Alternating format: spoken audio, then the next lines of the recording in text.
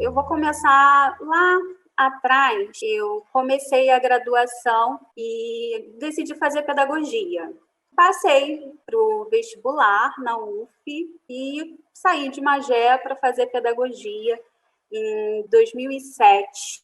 Aprendi nessa época que o professor ele é um profissional que age com táticas a todo momento. Mesmo em meio aos desafios, às limitações materiais, estruturais que são colocadas, ele não fica passivo. Ele tem táticas para superar, né, aquela dada realidade, que muitas vezes são realidades que fragilizam, que desmotivam. Então, eu me formo e logo em seguida eu passo para o concurso público na rede municipal, onde eu moro, e desde então eu sou professora, regente da Baixada Fluminense. Nós recebemos o primeiro grupo de professores efetivos na unidade no início de 2019. Então, 2019 foi o ano meio que do susto, né, para todo mundo. Né? Era como se a escola estivesse começando novamente. Então, 2020 seria a continuação do que foi 2019, pelo menos na nossa expectativa, o que nós tínhamos de expectativa, né? Quando no dia 13 de março, todos nós fomos surpreendidos saímos, demos tchau, bom fim de semana, numa sexta-feira. No sábado, a gente fica sabendo que a gente não vai para a escola mais na segunda. Para mim, foi uma loucura, mas não foi nada desesperador. Eu fui feliz por ter iniciado com o estudante que eu acompanho do ensino médio. É um estudante com deficiência intelectual, que está no CAP desde o primeiro ano do ensino fundamental, e desde do final de 2018, foi quando eu iniciei com ele no 9º ano, eu introduzi as mídias para auxiliar no estudo dele. E eu venho introduzindo uma prática diferenciada no 2º segmento do ensino médio, em que eu trabalho, eu proponho projetos, com esses projetos eu sou contemplada com bolsistas, e eu agrego a essas práticas do AEE estudantes de áreas diferentes. Então, eu me reúno com esses bolsistas e a gente estuda as adaptações e as propostas que a gente pode fazer para os professores, aí não só dele, mas dos outros estudantes do 2º segmento do ensino médio. Então, o que a gente já estava fazendo desde 2018? Trabalhando muito com e-mail e WhatsApp e chamada no Zoom para fazer estudos e atividades paralelas. Então, a gente já tinha uma certa prática de como fazer isso. Aí, quando veio esse distanciamento, a gente deu continuidade ao que a gente já fazia, sem estar em distanciamento social. Logo em seguida, eu entendi que era necessário continuar estudando, que era necessário continuar pensando a escola, e esse diálogo com a universidade era fundamental. Então, eu vou fazer uma pós-graduação em ensino de História e Ciências Sociais, na mesma universidade, na UF, e ali eu tenho conhecimento de um dispositivo legal que torna obrigatório o ensino da história da África no currículo. Eu conheço a Lei 10.639 e também a Lei 11.645. E aí, o que foi possível a gente fazer? No início de abril, uma professora sugeriu que a gente criasse um grupo do WhatsApp com as famílias para poder ver como estavam as crianças, né?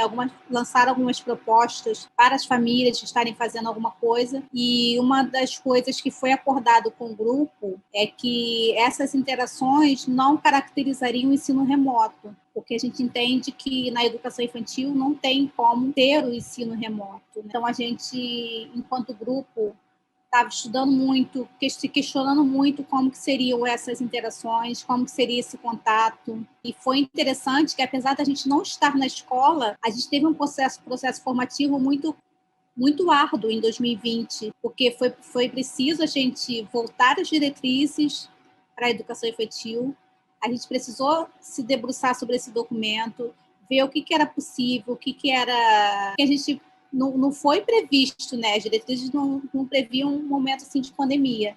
Mas, dentro das orientações das diretrizes, o que a gente poderia pensar em propor para essas famílias que não caracterizasse uma escolarização, que não fosse uma antecipação de conteúdos, que não fosse um preparatório para a escola, que não fosse atividades mecânicas. Então, a gente pensou nesse contato realmente, inicialmente, como para manter os vínculos entre a família e a escola. Mas eu vou te confessar que é muito angustiante para nós estar vivendo esse momento. Principalmente porque nós que somos do AE dependemos da interação com os outros professores. Mas a gente está levando, a gente está conseguindo fazer, a gente está conseguindo acompanhar os estudantes, e a gente conversa com eles, conversa pelo WhatsApp, conversa pelo Zoom, eles mandam dúvida por e-mail, a gente manda outros materiais complementares, ou aquele mesmo material adaptado, eles devolvem para a gente com as suas dúvidas, com as suas necessidades, e a gente vai trocando com o aluno. Agora, em 2020, eu ingressei no doutorado, no programa de pós-graduação em educação da PUC, Rio, e estou caminhando dentro da proposta de formação de professor, educação e cultura. Em 2020, a formação de professor ocorreu de diferentes maneiras.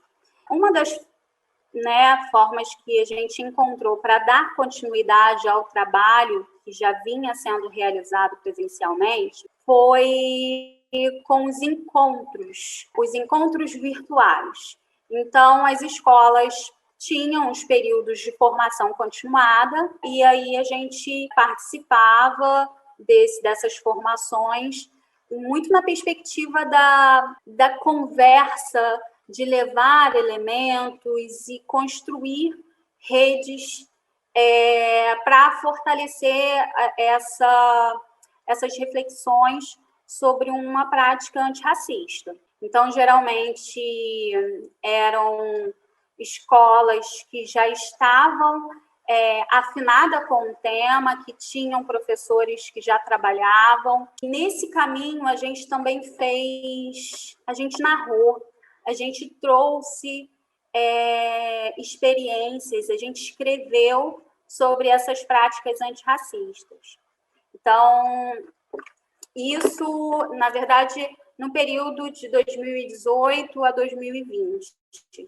Então, a gente tem alguns materiais que já foram publicados. Esse aqui é um livro, são diversos autores, em que traz o tema da interdisciplinaridade e educação na Baixada Fluminense. Então, aqui são todos professores da Baixada, e aí a gente tem um artigo que somos 3 professoras, eu, a professora da educação infantil e uma professora do ensino fundamental, em que elas trazem as narrativas, né? E aí a gente faz uma discussão sobre a interdisciplinaridade atravessada pela educação antirracista. Então, a gente achou que o WhatsApp seria o meio mais democrático de ter todas as famílias. A gente não conseguiu o contato de muita gente e a gente deixou bem livre para os professores. Falou assim, não vamos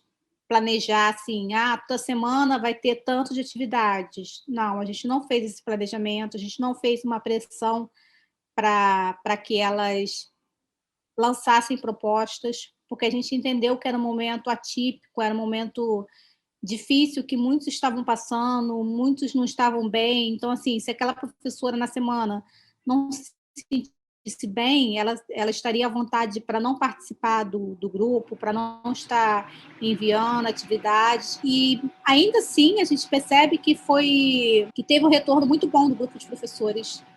Eles fizeram muito mais atividades do que a gente imaginava. Uns compraram programas de edição de vídeo, fizeram contação de história. Então, foi um movimento bem, bem interessante. E, para muitos professores, isso foi muito bom.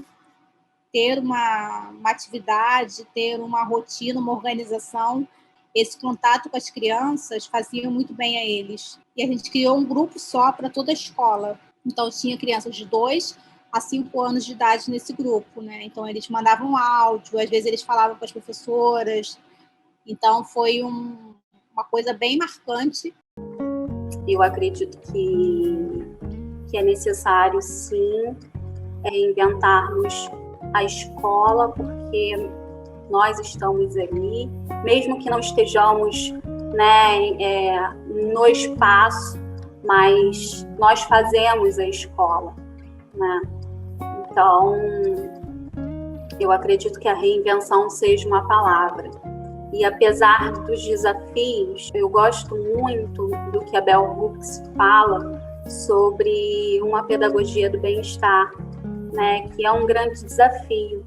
Mas a gente só ensina, né, quando a gente tem alguma motivação. E essa motivação, a gente passa a motivação para os nossos alunos, e aí eles correspondem. E ao que eles correspondem, a gente se sente novamente motivado. Então, o mínimo de motivação que seja combustível para a gente continuar lutando, para a gente continuar com um coração, com um coração corazonado, né? Como diz Boaventura de Souza Santos, que nós busquemos corazonar. Primeiro, eu acho que a esperança é o que nos move, né? Se a gente não tiver esperança de dias melhores, né, de uma situação melhor, eu acho que a gente não consegue nem levantar da cama, né? Porque é muito difícil a gente olhar para a nossa realidade e não esperançar, não ter algo que nos mova uma direção positiva. Eu acho que, enquanto grupo, se alguma coisa positiva que pudesse ser tirado desse momento de isolamento, foi o tempo que a gente teve, apesar desse tempo ser sobrecaído de muita coisa, né? Era o tempo de estar em casa também, era o tempo de ser dona de casa, o tempo de ser mãe, o tempo de ser mulher. Teve tudo isso, mas também teve um tempo que a gente pôde estudar mais, estar mais próximo, pelo menos do que a gente acredita de que seja uma educação de qualidade. A gente teve esse tempo para poder estudar, para poder pensar, para poder sonhar, até sonhar com uma escola que a gente acredite. Esse período de distanciamento social, a mim, me fez passar assim por diferentes fases. Então, chega no momento, no início eu fiquei assim, eu não fiquei assustada porque eu sabia como fazer uma videoaula, eu sabia como gravar, nada de tecnologia me assustou. Agora, a gente é humano, ficar longe das pessoas me atingiu bastante, me deixou muito entristecida. Eu sinto muita falta, muita saudade das pessoas. A gente precisou rever as nossas práticas, repensar o que nesse momento realmente era pertinente oferecer para os nossos alunos, o que de verdade é importante, e daqui para frente, como serão nossas práticas, de tudo que a gente desenvolveu agora, repensar o que a gente pode aproveitar positivamente.